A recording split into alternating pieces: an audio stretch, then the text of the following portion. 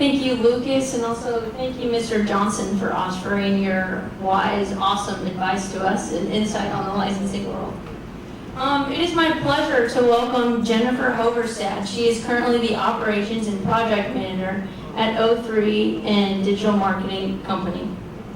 First off, Jennifer is an attorney at trade. She inadvertently fell into a career where she used her legal expertise and analytical thinking to advise executive level staff and manage functional teams. Most recently, Jennifer served as a human resource business partner to his assistant secretary within a division of the North Carolina state government. Previously, she counseled business owners in restaurant, service, and technology industries. Prior to law school, Jennifer served as a frontline pawn in the sport industry, gaining significant customer service experience. She worked for the 2006 NHL Stanley Cup champion Carolina Hurricanes Hockey Club, NC State Athletics, the University of Tennessee Men's Athletics, and Premier Sports Travel.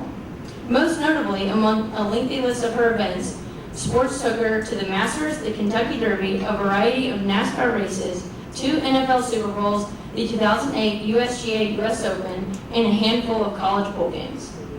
Jennifer holds a bachelor's degree in business management from North Carolina State University, a master's degree from our very own University of Tennessee, and a Juris Doctor degree from Elon University School of Law.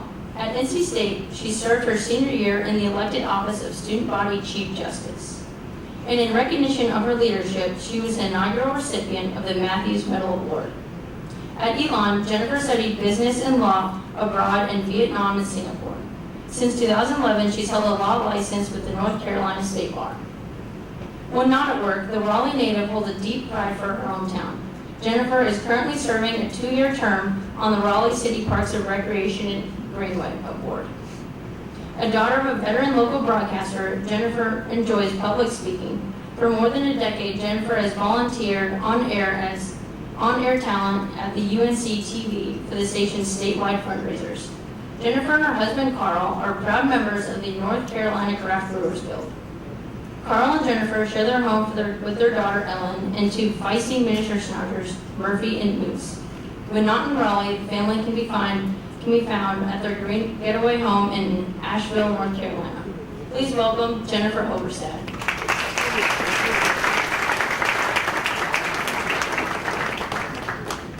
All right, I'm in digital marketing, so we're periscoping this bad boy. Everybody, just give a wave. We're going to start over here. Tell everybody out there on Periscope. Right now we're climbing with viewers. You guys look great. I'm going to borrow your... Let's get the right shirt. There we go. All right, well, this is terrific because I was going to give you a rundown of my background, and now I don't have to.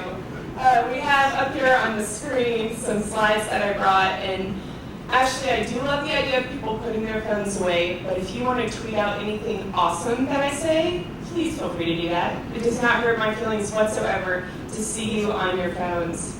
So, my background. And as I was listening to it, I probably would have asked myself the same question you probably are. What in the world has she done with her career? Here I was at NC State. I have my degree in business. The whole reason I did business was because I really wasn't sure what I wanted to do. Worked for the football team at State, worked for the Hurricanes, came to Tennessee, worked here in athletics, went back home, worked for the Wolfpack Club. I thought I will have a lifelong career in sports, and it'll be wonderful. So I thought I could plan points A to B, B to C, and everything would go according to plan, right? I'm sure there are many of you in here right now, type A's, I see it, and you're thinking, okay, yeah, well, you couldn't plan it, but I'm planning my future, and I hope it works out for you. But if it doesn't, because for the majority of us, we cannot accurately plan or predict our future, I'm going to be sharing some ideas with you today about what you can be doing right here, right now, to make sure that as you move forward in your career, wherever that takes you, and it may take you across the map like it's taken me, it's okay because you can have an impact wherever you are. So I went to law school in 2008, and for those of you who paid attention to the news and the current events going on in 2008, you know that we had a pretty big economic crisis come about in that time. So when I came out of law school, all these big ideas and dreams that I had about being an agent or going back and working in compliance and being in sports for the rest of my life, those jobs weren't there. They weren't hiring. There was no opening. I couldn't even get like a free position somewhere, and it wasn't something my husband wanted me to do anyway. He actually wanted me to make money because now we had to pay back law school loans. So what did I do? Like any brand new attorney, I took whatever job was handed to me first. And that meant I worked as a family law attorney coming straight out of law school. If you're not familiar with family law, that means child support, divorces, property division. Everything that I had done in my career up until that point did not add up to where I was going there. I was litigating, I was in a courtroom, I didn't want to be there, but there I was. So fortunately for me, about a year later, I had the opportunity to move in-house with a local Chick-fil-A franchisee. And that was the catalyst that really spurred where I am today and really made me reflect more on what I had been doing, how I had gotten there, what kind of impact I was having. So when I look back at what really I should have been thinking about when I was your age and where I was in school, I guess I should say, because I know there's a variety of ages in the room, here's what I wish I knew. I wish I had known this definition, and I wish I had kept it in mind every single day: influence. The capacity to have an effect on the character, development, or behavior of someone or something, or the effect itself. Notice there is nothing in this definition that talks about the degree you have, that talks about how old you are, where you are in life, what industry you're working in. No, the capacity to have an effect on the character, the development or behavior of someone or something. This is a powerful word, and we throw it around like it doesn't mean anything. We throw it around without recognizing the actual definition of influence. So it's been really within the past year that this word has come to mind for me and how I can connect it with where I am. See, over the past few years, I've been advising senior level, executive level staff, leadership in major organizations. At Chick-fil-A, we had about 120 employees when I was there. When I was working with the government, I was the interim human resources leader for an organization that had 600 employees. Most of those employees were older than me. Most of those employees were on the short end of getting ready to be retired. Maybe they didn't really care about their jobs. I had a tough task there. I had to lead these people, and here's what I had to be careful of. And again, it didn't matter whether it was the restaurant industry, the government, or where I am now in the technology industry. Every single person I encountered, every single person I interacted with, I had an influence on them in that interaction. And it was a choice for me. It could be a great interaction, it could be a positive interaction, or I could negatively affect how they felt about me, how they felt about the organization, how they felt about their job, with simple words, simple action, simple non-action. So as you're getting ready to go into maybe an internship, maybe a volunteer position, maybe you're graduating soon, you're going out and you're looking for a full-time job, or you have that full-time job in hand, chances are, coming directly out of a program, you're going to be the bottom, right? You feel that right now. How many of you have some kind of internship or some kind of volunteer opportunity right now this semester? Raise your hand. Okay, the majority of the room. And I won't make you raise your hands here because I know most of you probably know what you're doing. But in those positions, how many of you just feel like the small person? I'm just the intern. I'm just the volunteer. I'm not getting paid for this. I want you to change your thinking. Going back to this definition and changing to lead from where you are. Lead from where you are.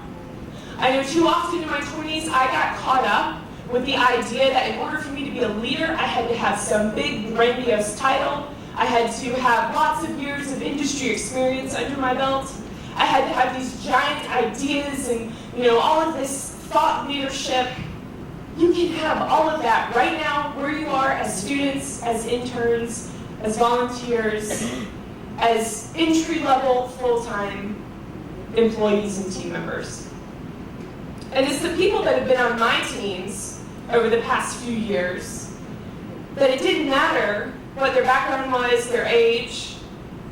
If they made the conscious, the intentional effort to lead from the position that they were in, it had an impact on me. I can tell you right now, I work with a team full of amazing professionals at O3. Like you heard, we're a full-service digital marketing firm in Raleigh. We have doubled in size since I arrived in June. We had 5 team members in June. We're now at 10 and continuing to grow. And I am most inspired by the people that work around me. None of them have law degrees. They don't have these fancy backgrounds where, on paper it's like, oh my gosh, like continue listing out all your degree programs. No. What they do have is the ability to communicate with people. It's simply the ability to communicate, the ability to be transparent, the ability to be vulnerable, the ability to pitch in ideas when ideas are needed, whether or not I've asked for those ideas.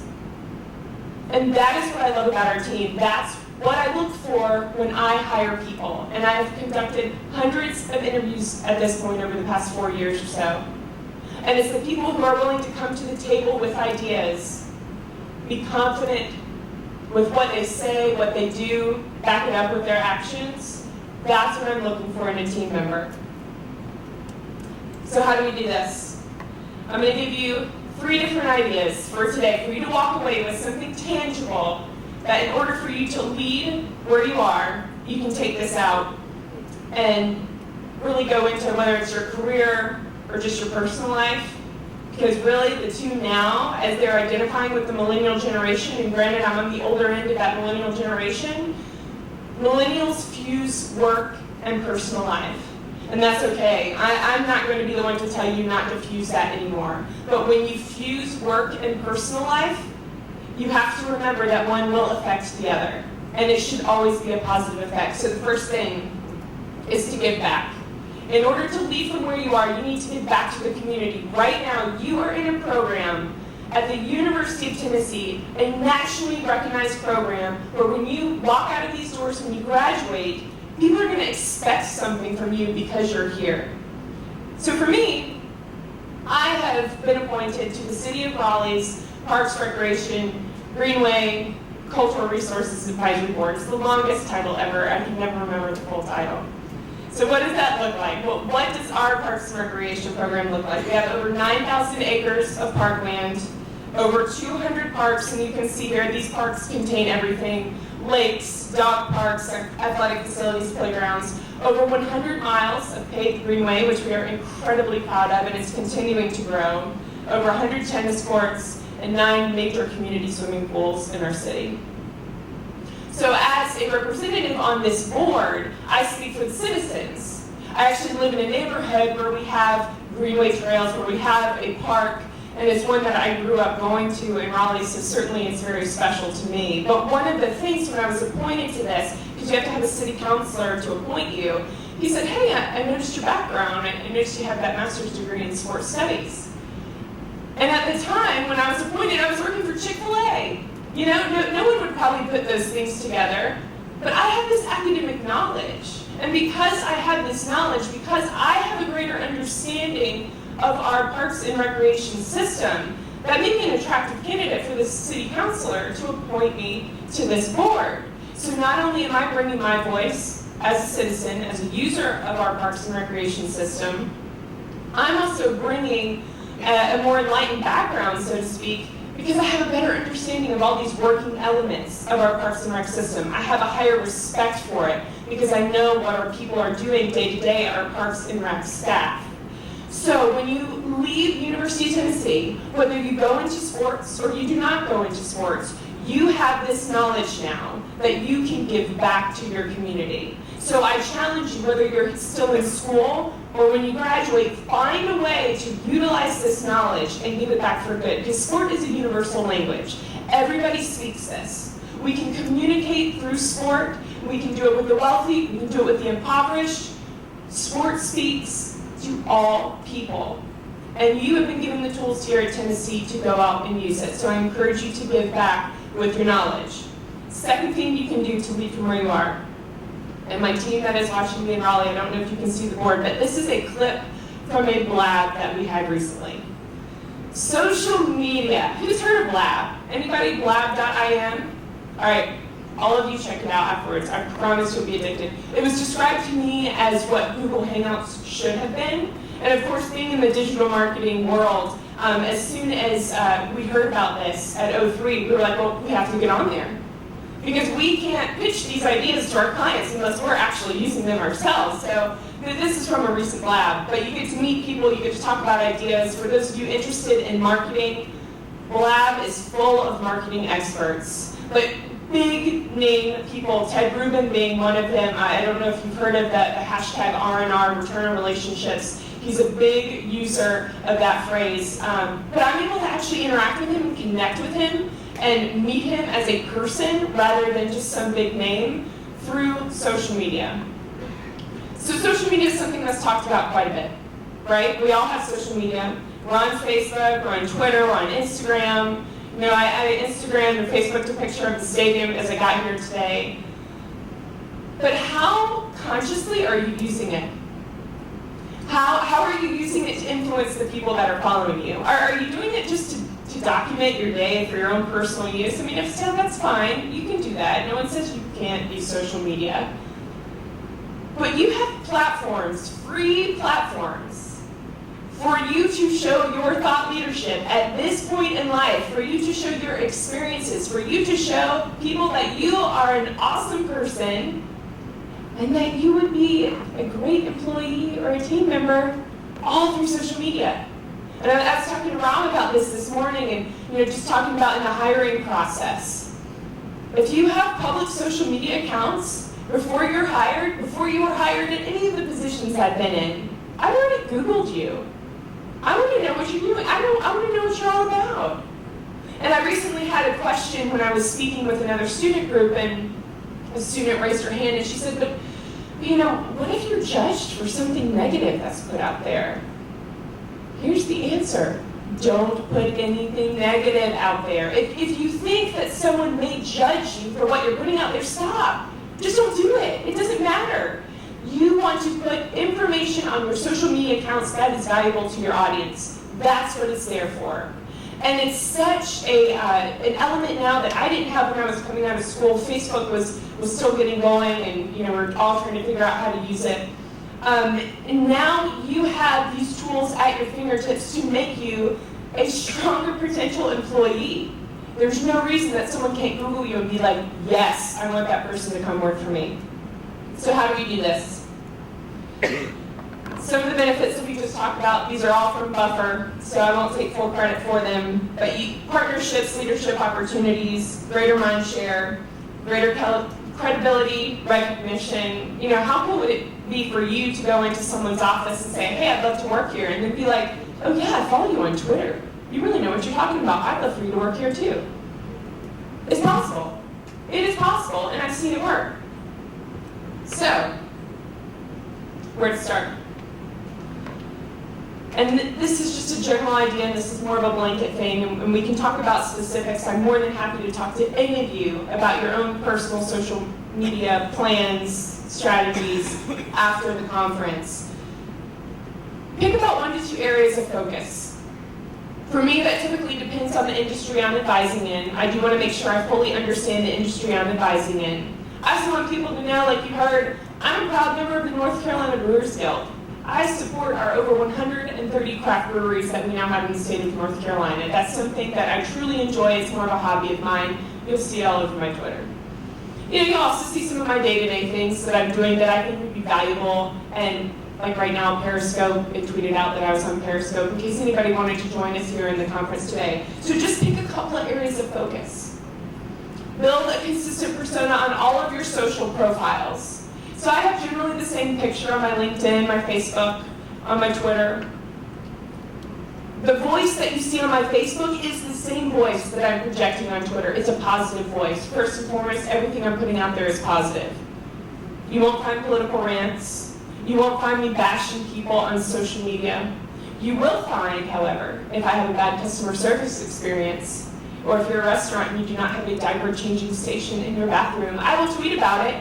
because I think it's important that we bring these businesses, we bring to attention the bad experiences that we have, but I do it in a polite and a respectful manner, more to bring attention than to bash anybody. But again, that has to be your voice. You have to determine that voice. Share 1 to 2 times per day.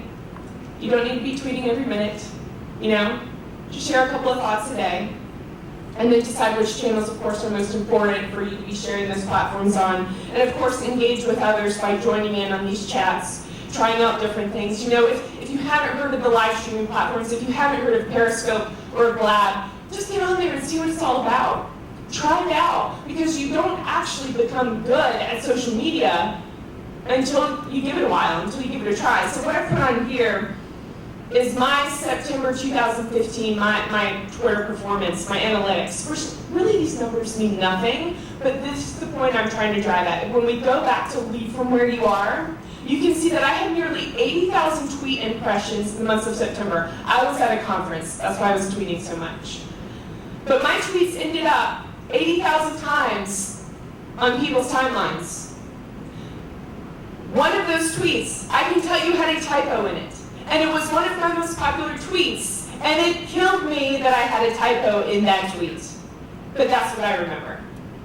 So being very conscious of what you're getting out there, because it could end up on 80,000 different Twitter timelines. Last thing, and the most important thing, customer service. It's a picture of me and my dad.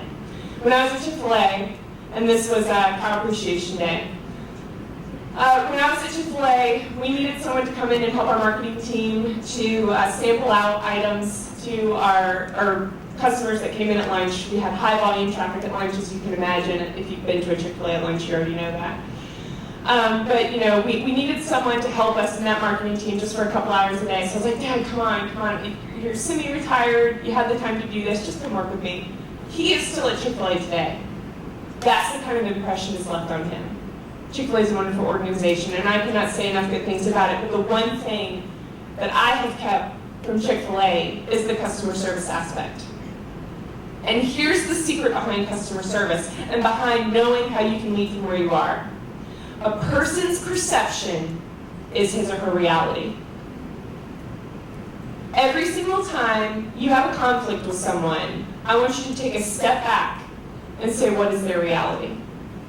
And if you don't understand their reality, ask them about it.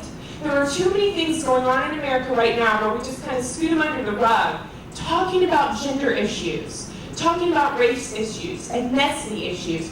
When I was working with the government, one of my closest coworkers was a black female in her mid-40s. And I loved having race conversations with her because she came from a background that I couldn't understand. It was not my reality. And one day she told me, she said, you know what, Jennifer, when I go to the mall, I make sure that I look my very best so no one thinks that I've taken something from them, that I've stolen something, or that I'm there to do something shady. And I know for some of you in this room, that is your reality, and I am so sorry that it is your reality. It's unfair. But I would have never known that unless we had an open dialogue between the two of us so I could understand her reality. So the next time that you get upset, that you get frustrated in a customer service environment, whether it's with a fan, and for those of you going to work for teams, this will happen every single day. It happened for me at the Wolfpack Club all the time. When they get upset about something, take a step back and say, what is their reality that they're dealing with right now? What is that perception? Where is it coming from? And so to close, I'm going to end with a video that we shared at Chick-fil-A when we would onboard people. And this was a video that I typically showed within really like the first hour of people getting there. And this is a video that's on YouTube, so I haven't taken it from anything. You can Google it yourself. Every life has a story. But I really, truly think it gives you the idea and the ability to pause when you come into difficult customer service situations and change the way you react. So Will, I'll let you go ahead and hit play.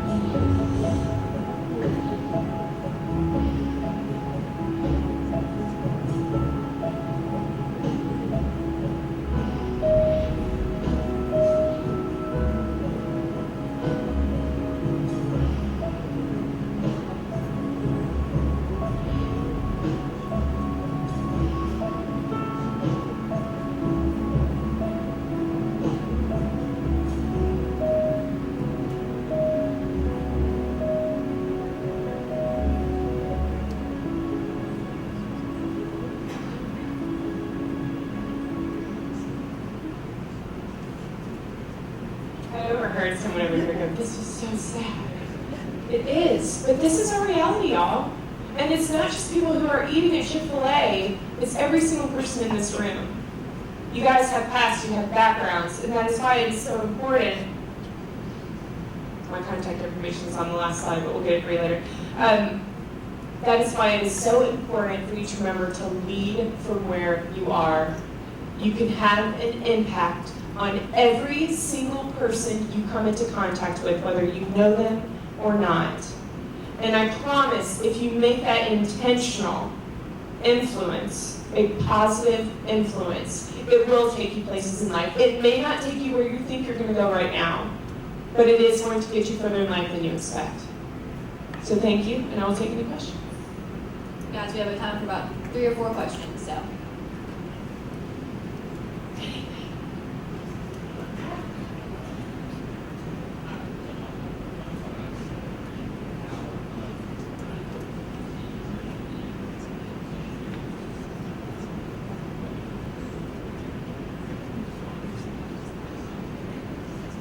That's a great question. So the question was, what do we see at O3 as far as generational use of different social media platforms?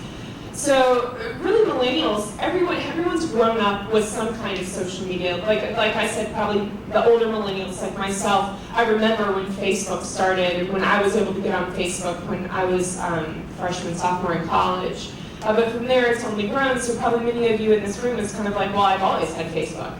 And then you're like, well, I got off Facebook when my mom started liking all of my pictures. So, that is something that we're seeing as far as social platforms go. With the millennial generation, a lot of Snapchat. As you know, businesses are on Snapchat now. They're trying to connect there. A lot of Instagram. One of the biggest things, and this is cross-generational, is that almost, we've seen, gosh, I would say it's almost 50% now, accessing web pages and social platforms from a cell phone. So as we're thinking as digital marketers, how can we get in your pocket? But that's where it is. That's where you are accessing social platforms as well as web pages. And you notice there's a turn there to make sure that all web pages are responsive so you can easily access them on your iPhone or whatever smartphone that you have. Older generations are also on social media. And the funny thing is that no one really knows how to use social media well. You know, the older generation is, you kind of see the people who write letters as their Facebook posts or maybe sign their name on Twitter when their Twitter handle is right there. That's okay, they're just trying to figure it out. But at the same time, I think the millennial generation is lazy. They put way too much out there. They don't think about what they're putting out there. And it can come back to bite you really quickly and you can't take that back. Time for a couple more?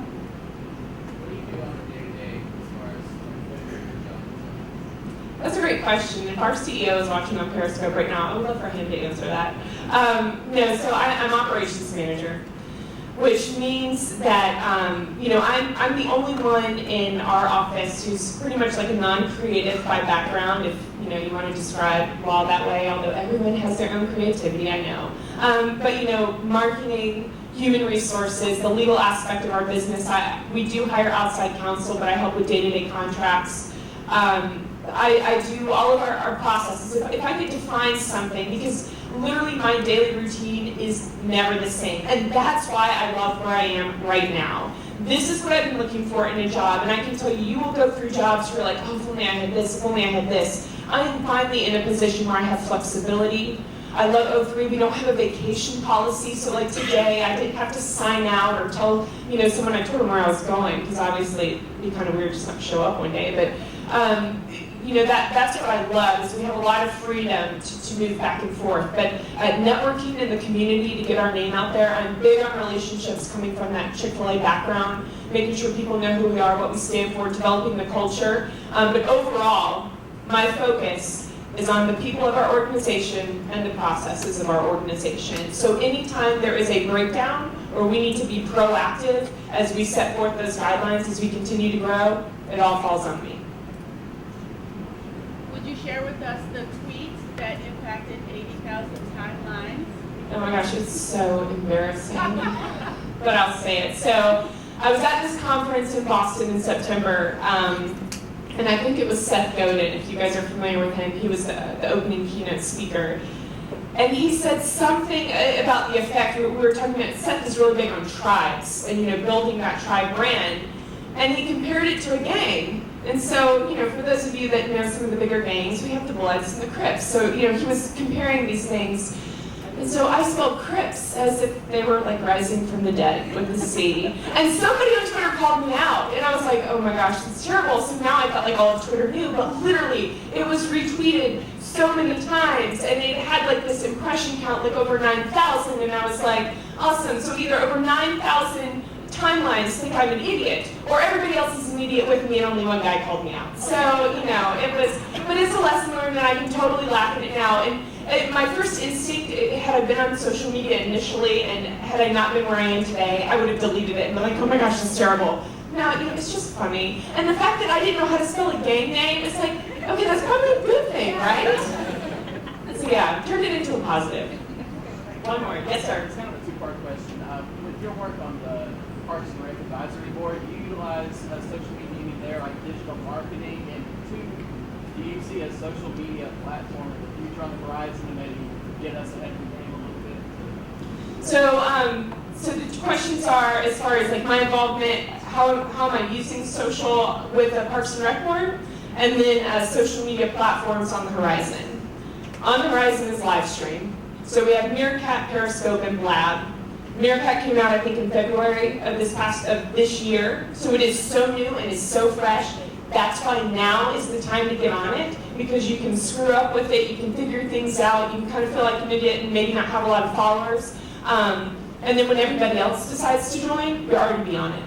And so with the Parks and Rec Board specifically, I do try to tweet out wherever I am. Like I've already tweeted a few times that I'm here, kind of showing pictures.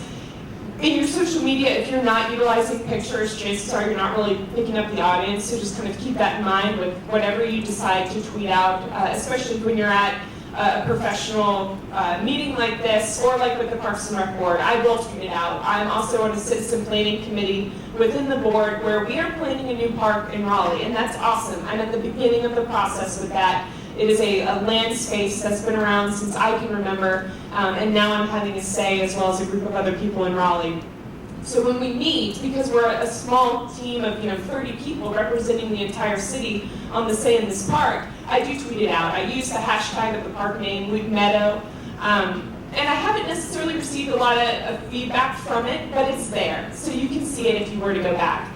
Fortunately for me, the city of Raleigh has an amazing social media department. So while I tweet about my experiences with the Parks Board, specifically on meetings, what's going on, what kind of big things are coming out of it, we have a department social media person or persons, I don't even know who they are. They do an amazing job. They're on Twitter, they're on Facebook, they're actually periscoping events that are going on throughout the city of Raleigh. So for those of you that maybe go into city or town parks and recreation programs where social media is not as defined, that is a great opportunity for you to take in there. Of course, there's always some legalities when you're working with the public, but there is no reason that you can't be periscoping at public meetings or when something is opening or something's happening for the first time. It's a great idea to take into an employer like that. But here's the thing.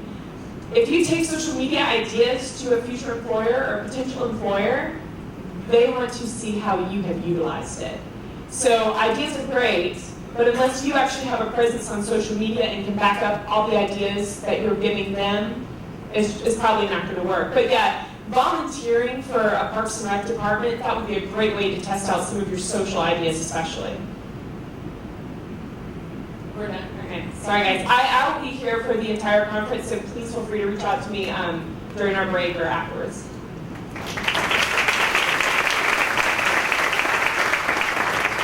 All right, guys, I'm just going to take like 10 minutes for a break, stretch your legs. I think there's still some more donuts and Chick-fil-A back there. Go ahead and grab some. We'll come back in about 10 minutes. I will play pickleball.